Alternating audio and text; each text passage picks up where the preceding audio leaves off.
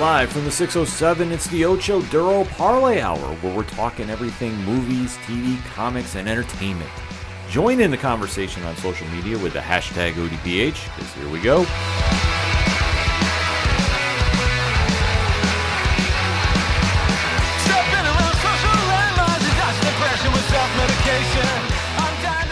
Welcome to an all-new edition of Fanlight Zone Presents. My name is Ken M. You know me as the host of the ODPH podcast, and I'll see the other chief here at FLZ. To my left, you're right at home. He's one of our featured comic editors, and you know him as the host of 607 TWS, The Wrestling Show. Please give a warm welcome to Rich. Well, it is time to do yet another amazing interview with some amazing creators, so call me excited. How could you not be excited? Because coming in July is a book that will take you back to the ages of Hanna-Barbera. Those all ages conflict stories that just are really going to captivate you.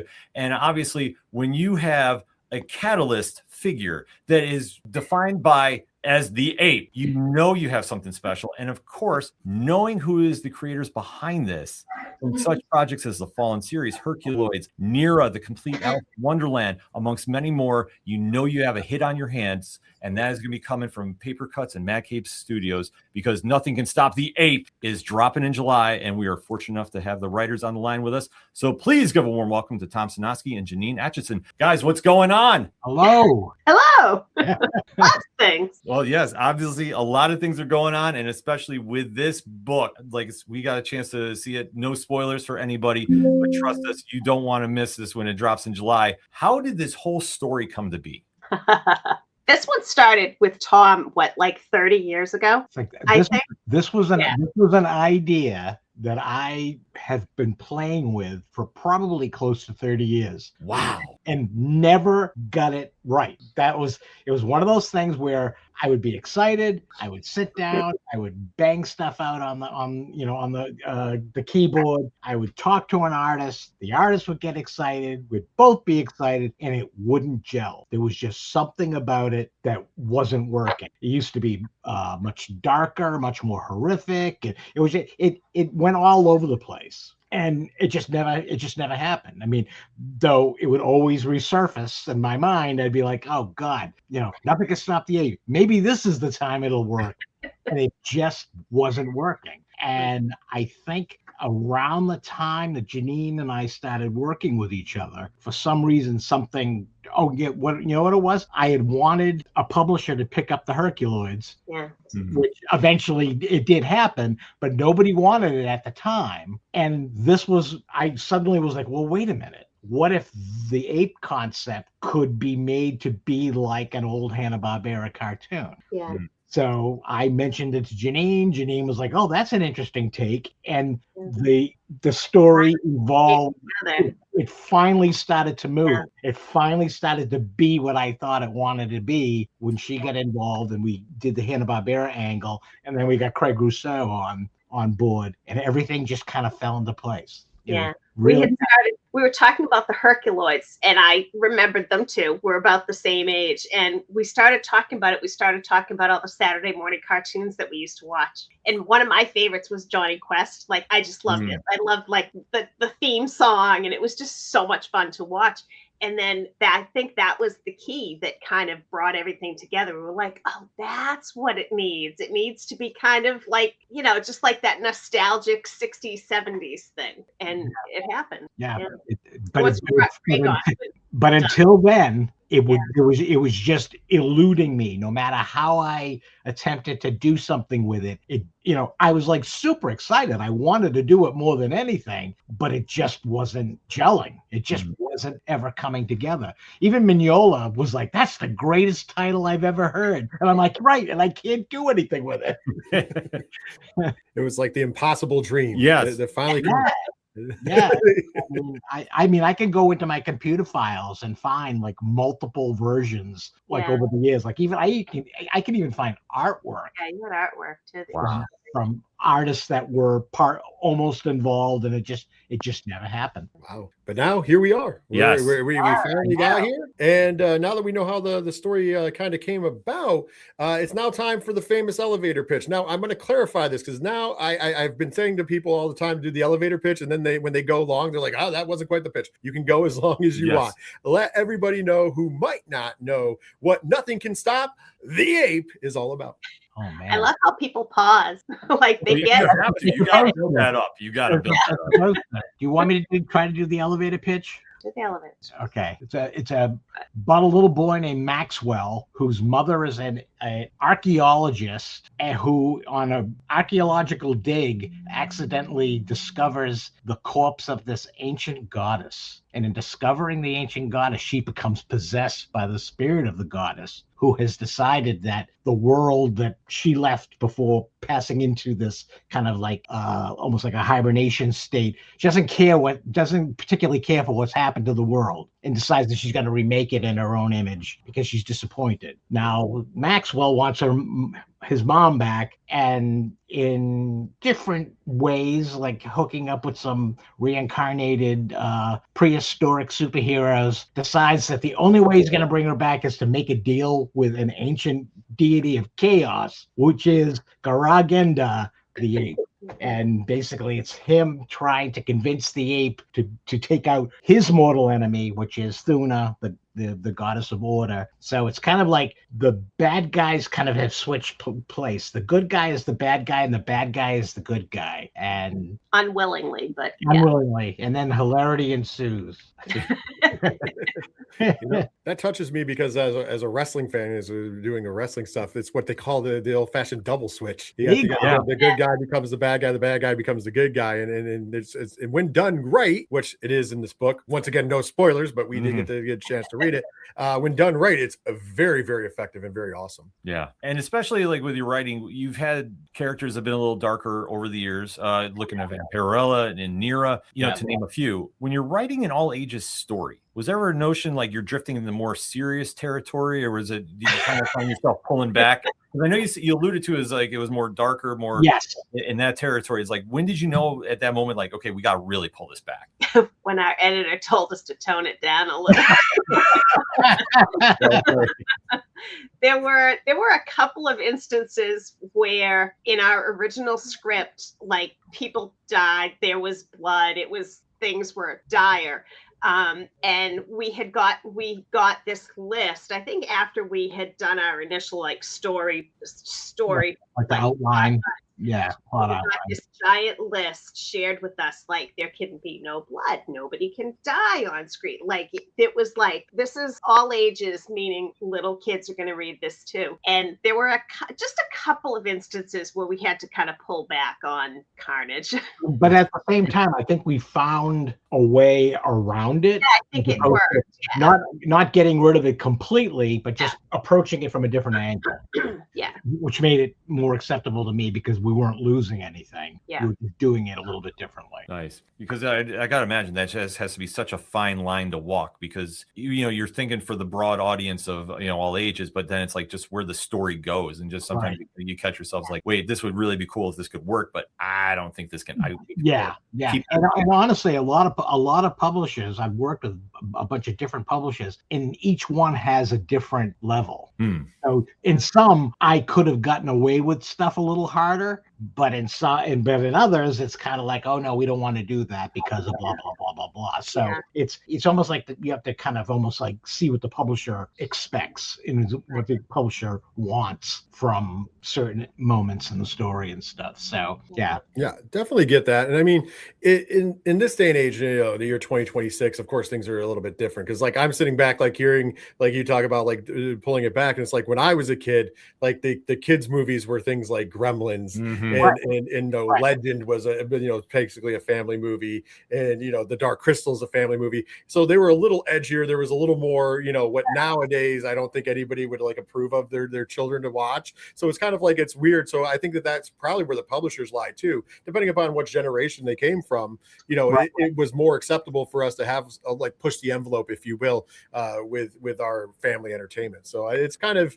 different, but it's kind of awesome, like seeing the finished product, having that to see that Yeah. you guys really pulled it off. Yes. Yeah, we were proud of. We're really proud of how. I mean, especially you could go into my skull, and there's all these various incarnations of this story. So to actually see one that made it out, Yeah.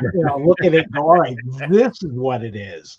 This is what it was. It's not all this crazy shit that's fighting inside my skull right now. This is what it ended up being. So. Oh yeah, and like I said, being able to see it, I'll tell you, it came out awesome and amazing, and that's coming from an adult reading it. So it's going to be awesome when everybody else gets in. Another part that makes it really awesome, you mentioned earlier, Craig Russo is the artist on the book. Amazing work in this, fantastic. When you're doing the book, what made him the perfect choice for this when it all came about? That's a really good question, because it was before he was working with you on the Herculoids, right? I think it was like right before the Herculoids, but we had worked together on Young Hellboy. So I think you, as Janine had seen those pages as they were coming in, so she got to know Craig and Craig's work and stuff. And I think it was just one of those things where it was like, I think he's the right guy. I think he's the choice, because he has that kind of, there's a lightness to it, but at the same time, there's more than meets the eye in Craig's artwork, which I find kind of fascinating. There's more to it. It looks simple, but at the same time, the more you look at it, it's not.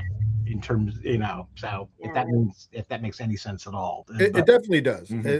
Like I said, from coming in, I know where the spoilers are, and no spoilers for the folks, but like being the fact of reading it and seeing it, like it comes across very Saturday morning cartoonish as far as like the actual art, but then there is a lot of detail in it. So it's like, once again, it's not like, so if you were to just like flip through, like, let's say you're a younger reader and you're just flipping through, it's gonna catch your eye.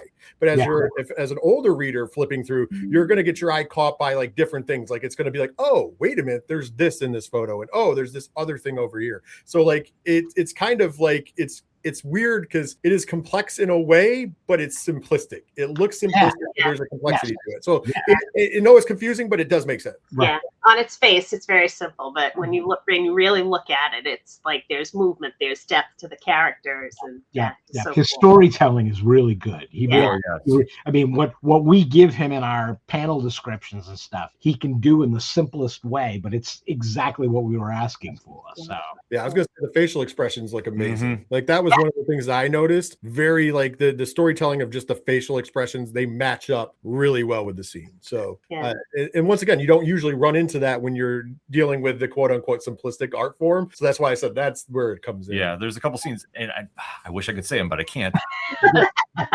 That really stand out for that reason alone too. But that's why I say everybody needs to go get Nothing Can Stop the Ape when it comes out. So going back to how this is a very heavily influenced Hanna-Barbera theme book, what about that era do you both feel is so timeless that this still is just as impactful as it was way back when? I don't know. I think for me, it's just the nostalgia of it, and that I don't know, like we grew up in the 60s and the 70s, and I feel like, I don't know, that was just a really cool time to grow up. Things were different. I don't know. I just like I had it probably, Tom, too. We had really good childhood, and just part of that was, I don't know, the stuff that shaped us, like Hanna-Barbera earlier on, but then like things like Kolchak or things like Dark Shadows, like all of that stuff was just, it was great. It was a great era for like TV, and so I don't know. I think for me, it's like the nostalgia of it. What's interesting for me is that I think back on, like, for example, sitting watching the Herculoids. I'd never seen it before. So this is there was nothing for me to go, oh, that's just like that. I was too young. This was all it was forming me. It was basically making me the creature that I am now. I mean, it's very formative. It's very like that Herculoid stuff just embed, like Herculoids and Space Ghost and all, just cemented in my brain, and I just carried it. Like it was always there somewhere as my writing career developed and stuff. It was always part of all the other stuff that came after. It's just very, very formative. Oh yeah. I mean, I still think that era of animation and cartoons, it still holds up because it's still at its core, the storytelling and the creativity still is just, is just bursting on every scene. Yeah. that when you're watching those cartoons, like I don't feel like, they're I mean, they're dated, so to speak, with the animation, sure. But for the story aspect, good versus evil and what it entails, it's still a relevant theme. Yeah. And it's still one that, like, I think is now a younger generation is now going back and checking that out. I think it's really being impactful. Like when you talk about, readers now go and checking out the Herculoids or Space Ghost and the work that's being done on those books. And just to name a few, Right.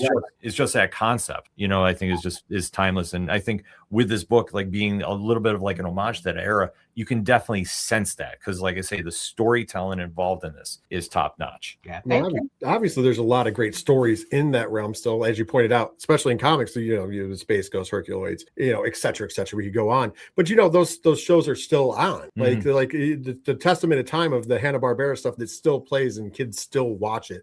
And I think that's why, is because there's such a rich story there. And as somebody who is always greedy as a consumer, after reading this and having all the Hanna-Barbera stuff, I think now you guys need to give us a Magilla Gorilla stuff. Let's get to the copywriting for that. I know I'm skipping ahead a little bit, but well, whoever we have to talk to over there, put it out in the universe. Let's go, because that is a big ape as well. So Yes. But arguably one of the most complex, yet the most focused on, if in a lot of ways, characters in this is, of course, Maxwell Morgan, who is, a child. And it really does bring something to this. But as that character, I said complex because there seems to be more to him than just, your ordinary kid. When you're writing, the Maxwell Morgan character, kind of what was the inspirations and what can you tell us more about how he shapes? I taught 7th grade English for 15 years, and I feel like Maxwell is kind of like just a composite of all like the really cool kids that I met over the years. And some of them were like, the straight A student and ones who played sports all seasons, like those really well-rounded kids, but also the really quirky kids who are like a little bit awkward. Like those were generally my favorite, like the ones who liked drawing or the ones who, liked Guitar Hero or whatever. So I feel like it's almost like a little bit of an homage to like all the students that kind of filtered through my classroom over the years. So that kind of does shine through. Yeah. He is kind of the mixture of every kind of type, if you will. And I mean, not, obviously what we do here, he's got the nerdy sense. He's the very intelligent, very astute, but also very athletic, very, he's climbing up and down things, and it's crazy to stuff. So yeah, it really is a great composite. Kind of like just a little tiny piece of everything. All the little boys who went through my life. They're so sweet. And then as we talk about the conflict between Thuna and the ape, it's a very complicated, like we touched upon it a little bit. When the original concept was coming out, did this really detour into the final product? Because as we alluded to, it's kind of like a double switch in the roles. Yeah. I think there was always that idea that the bad guy has to kind of assume the guise of a good guy. I think that was always there. The Thuna stuff, I'm not 100% sure. Actually, I think originally, she was named Amara originally. And the Amara is the name of another character Janine and I used in Soul Taker. So when it came to that, I was like, oh, it can't be named Amara anymore because we've already used the name. So scrap that off the list. Yeah. But yeah, I think we always had the bad guy assuming the guise of a good guy and kind of almost, I don't want to say fooling everybody, but kind of in order to get what he wants, he has to do this. Right. So I think that was always there. Yeah. Yeah, because he's definitely, without giving too much away, there's way more going on with him that meets the eye. Oh yeah. He's way smarter than everyone. Yeah. Else. Yeah. Like his intelligence level and some of the things he does. Yeah. And I have to really make sure I word this correctly because I don't want to leak anything out. It really makes you pause and go, oh, he's playing chess while everybody else is playing some other board game at times. Like it's just where he's seeing the board play out, and especially with Thuna, and just how that conflict just evolves throughout the entire course of the book. Like it's not just at one aspect that everything switches. It's a constant evolution, which I think is just such a fascinating thing for the story itself. Yeah. I think when you first meet him, he kind of comes across as almost just like a monster. Mm-hmm. But then you suddenly, when he speaks and he actually has a conversation with Maxwell and stuff, it's kind of like, oh, wait a minute, there's definitely more to him than we thought originally. He's not just a monster. Yeah, I can definitely agree, because when you first meet him, like monster's the best way. Because I was going to say, going back with the pun, he does come across as like a big dumb ape in the beginning, right? Like you have that back and forth, and you're like, oh, okay, and then later on, you're like, oh, wait a minute. And I think that initial, what you initially saddle him with as the reader, then takes on its life of its own. Because then when things start to happen, I think it starts to surprise you more, because you have this initial like impression that this is what this character is, but then the character is like a lot more. And I think that's kind of a cool way. And it's also kind of like an ingenious way in a family book to, in my opinion, to kind of like teach, if younger readers, especially, like, just because somebody is, you assume somebody's this way, they really aren't. So I thought that it was kind of actually a really cool learning curve. Yeah, it's a good life lesson. Yeah, absolutely. I'm all about the life lesson. I was gonna say, but it's in there like that era. That is just another aspect I love. Yeah, that's true. Yeah. Yeah, you can read stuff into it, but then once again, the message coming from it is amazing. Yes. Like, and that's the cool part. Even if the intent is like, oh, it's entertaining, I find that sometimes the most impactful things are just put there so they're not overly didactic, because then people start to turn away from it. But if you throw something in there and you're like, oh, this is how it, and you take it and you can infer it, it's perfect. Speaking of inferring, and speaking of characters and building in their progress, we have a lot of great characters in this book. And did any of them surprise you as you were writing them, as you were going through, as you were creating this world? Did any of the characters like, oh, I thought that this was just a secondary character, but now that character has become kind of like, wow, I love doing this character? I think I probably like doing the elementals. I think that they were a lot of fun, and they kind of, at first, I think they were just kind of like, okay, they were Thuna's henchmen, kind of. Yeah, they were hers. But then after a while, like, they kind of came into their own, I think. And once we started giving them dialogue, and once we started kind of exploring what we could do with them, they became a lot more, I don't know, precious to me. Like, I really love them. I think they became a lot more important to the story than we thought they were going to be. They started to become more of an integral part of the actual story, as opposed to just, all right, these guys have to do this to move us to the next spot. They actually became important to the story. Yeah. And they were really fun to write. I especially like Rock. He's, I think, probably my favorite. Rock is cool. The whole word balloon, the pictures in the word balloon. That was really funny. That was fun. Yeah, there's a lot of stuff that is amazing and fun about this book, and we can't stress that enough. Now let's throw you a couple fun questions here before we end things. Obviously, this is based heavily influenced on Hanna-Barbera. What was your favorite Saturday morning cartoon growing up? I have no Herculoids was it for me. I mean, that thing just latched onto me, and I took that everywhere I went. I mean, I can remember the earliest days of my career thinking, I'm going to write that book someday. Somebody's going to get that license. That's wild. I think mine was probably Johnny Quest. Okay. Like, that's the one that I looked forward to the most, I think. And it could have been just because of the theme song, because I used to dance to it, but it was, it's my favorite. Both great choices. Johnny Quest just had such a unique feel. Mm-hmm. There wasn't really anything like that before or even kind of after. I mean, it's super, super unique. Yeah. Oh, absolutely. Especially in that realm.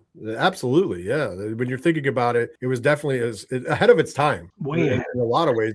And I still think now it probably still hasn't really quite caught up to it. Now that we know some of your favorite Saturday morning cartoons, this is one of fun. We are in the era of crossovers in comic books, especially, and crossovers everywhere, but comic books especially. So if we're gonna put this on the shelf, and I know Tom, you waited forever for somebody to get the licensing for the Herculoids, but let's just say that we can offer you any licensing at all. Copyrights be damned. You don't have to worry about it. If you could cross over, nothing can stop the ape with any other property. What would you cross it over with, and why? Oh God, that's actually kind of easy. Okay.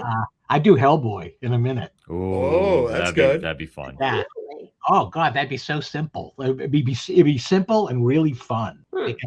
because of the two personalities. Mhm. He's a god of chaos, and Hellboy's job is to get rid of stuff like that. So yeah, that kind of writes itself. Maybe. What do you think, Janine? I don't know. That's a good question. Nothing jumps out at you. Not really. How about Nothing Can Stop the Ape and the Archies? Oh, that would be interesting.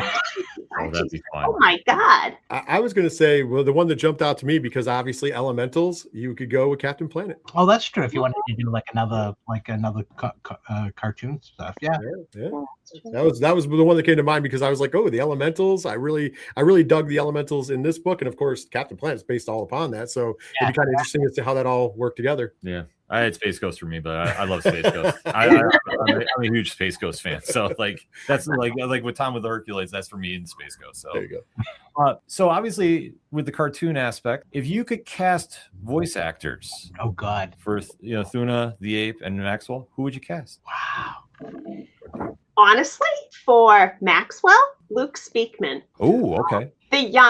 There's this young actor. He's probably about Maxwell's age. Yeah. And he voiced young Bentley in Tom's dramatic podcast of Grim Death and Bill the Electrocuted Criminal. Okay. And he was amazing, because what we get to watch the recording of the podcast, and this kid came in and he just he was amazing to watch, and he gave like 1,000%. Yeah. And I think at the time he was probably about 10, so he's got to be like 12 by now. Yeah, and he was in Weapons. That's right. Right. He played Josh Brolin's son. Yeah. Oh, okay. All right. Yeah. Wow. Yeah.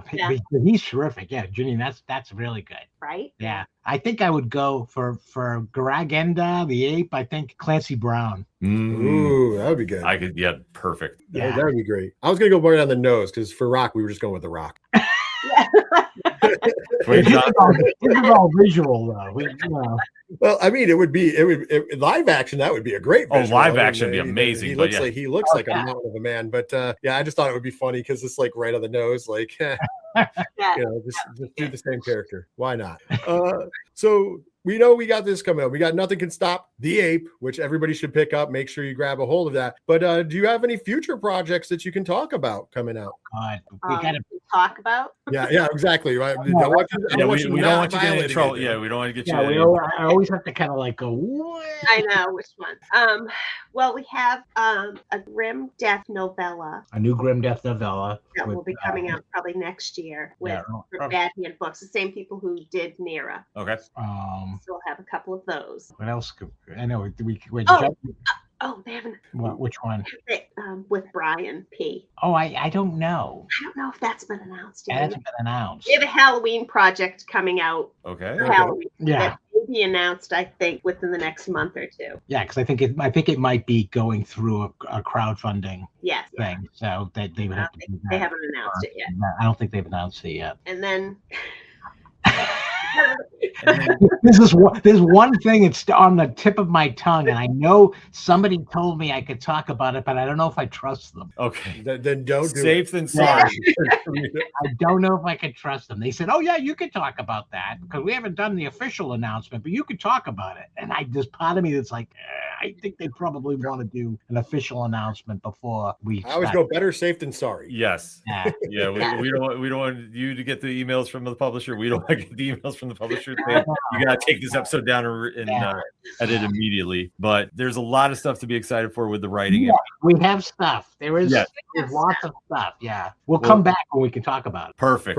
Let's make that happen, because after everybody checks out Nothing Can Stop the Ape, they're going to want to see more of what you're writing, because obviously everything you guys have done has been great. And this is going to be a book. No matter what age you are, there's something in it for you. For a younger reader, this is going to absolutely knock your socks off. And then if you're an older reader, there's so much layered details in this that when you read it once, you might miss something. Because honestly, I did my first time and I went back and was like, oh. And to get that reaction out of a story, that's what we want as comic fans. That's what we want as readers in general. We want to have that moment that leaves that lasting impression on us and makes us say we want more of this. So Tom and Janine, thank you guys so much for coming on the show. We definitely have to talk down the road. Thanks very much.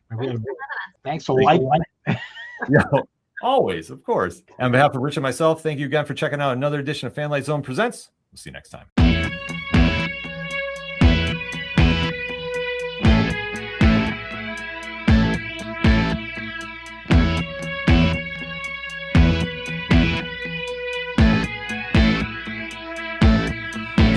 such waste of time, swiping left and swiping right on people you could know. Cause anyone who's worth a damn be worth way more than a picture could ever show. You could find the right light, find the right angle, and never find your soul. And it can feel like a losing battle, and this plot is full of holes. This modern way of finding love just makes me feel so alone. And I can't be the only one sick of staring at my phone. So look up, talk to me, a better way to spend our energy. Just look up, talk to me. We don't have to float alone on the open sea. Don't know that I believe in the old time fable. Everyone has just one true love. All I know is you're across this table, and you're all I'm thinking of. So look up, talk to me, a better way to spend our energy. Just look up, talk to me. We don't have to float alone on the open sea. Ooh, ooh, talk to me. Ooh, talk to me. It's such waste of time, swiping left and swiping right on people you could know.